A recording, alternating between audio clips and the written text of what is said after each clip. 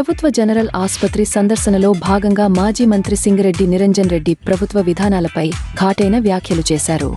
ఈ సందర్భంగా ఆయన మాట్లాడుతూ, వనపర్తి నియోజకవర్గంలో దశాబ్దాలుగా ప్రజల అత్యవసర పరిస్థితుల్లో సేవలు అందించడానికి అంబులెన్సులు అందుబాటులో ఉండేవి కావని, అలాంటి పరిస్థితులలో మాజీ ఎంపీ రావుల చంద్రశేఖర్ రెడ్డి ఒక అంబులెన్స్ సమకూర్చినారని, తర్వాత తాను మంత్రిగా నియోజకవర్గంలో అన్ని మండలాలకు, కొల్లాపూర్ అలంపూర్ నియోజకవర్గాలలో 9 అంబులెన్సులను కొన్ని సిఎస్ఆర్ ఫండ్స్ ద్వారా వ్యక్తిగత సొమ్ముతో శ్రేయోభిలాషులు స్నేహితులు దాతల సహకారంతో సమకూర్చడం జరిగిందని వివరించారు. తాను బాధ్యత వహించి జిల్లా ప్రజల సౌకర్య కోసం సొంతంగా దాతల సహాయంతో ఏర్పాటు చేస్తే సర్కార్ నయా పైసా ఇవ్వకుండా కాంగ్రెస్ ప్రభుత్వం వచ్చిన తర్వాత వాళ్ల ఫోటోలు ముద్రించుకోవడం సిగ్గుచేటు అని ఘాటుగా విమర్శించారు.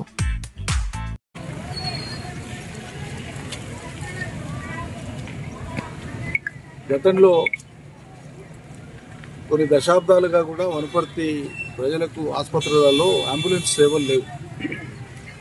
ఎవరైనా అవసరం ఉన్న వాళ్ళు ప్రైవేట్ హాస్పిటల్ వాళ్ళు ప్రైవేట్గా అంబులెన్స్ తెప్పించుకునేది తప్ప ప్రజలకు అంబులెన్స్ సేవలు అందుబాటులో ఉండేవి కాదు. పెద్దలు శ్రీ రావుల చంద్రశేఖర్ రెడ్డి గారు రాజ్యసభ సభ్యులైన తర్వాత ఒక అంబులెన్స్ సమకూర్చినారు.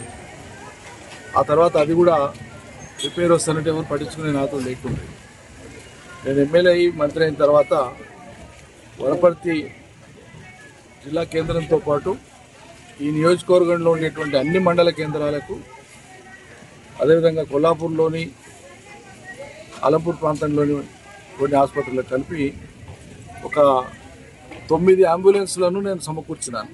కొన్ని సిఎస్ఆర్ ఫండ్స్ ద్వారా, కొన్ని నా రిసోర్సెస్ ద్వారా, కొంతమంది స్నేహితుల సహకారంతో ఒక్క అంబులెన్స్కు కూడా, ఇక్కడ కనిపించే అంబులెన్స్తో పాటు ఒక్క అంబులెన్స్కు కూడా ప్రభుత్వం యొక్క ₹1 శాంక్షన్ లేదు.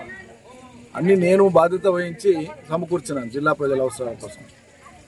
విచిత్రం ఏంటంటే సర్కారు ఏకాన ఇవ్వకుండా మాలాంటి దాతలు, మా శ్రేయోభిలాషులు, మా స్నేహితులు మేము చొరవ తీసుకొని సమకూర్చినటువంటి అంబులెన్స్లకు కాంగ్రెస్ ప్రభుత్వం వచ్చినాక వాళ్ళ స్టిక్కర్లు వేసుకున్నారు.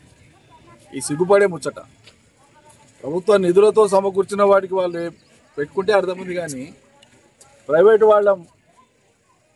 ప్రైవేటుగా అభిమానంతో, ప్రజల మీద అభిమానంతో, ప్రేమతో సమకూర్చిన వాడికి ముఖ్యమంత్రి యొక్క స్టిక్కర్లు పెట్టుకోవడం అనేటువంటిది వాళ్ళకి ఏమనిపిస్తుందో కానీ మాకే సిగ్గనిపిస్తుంది.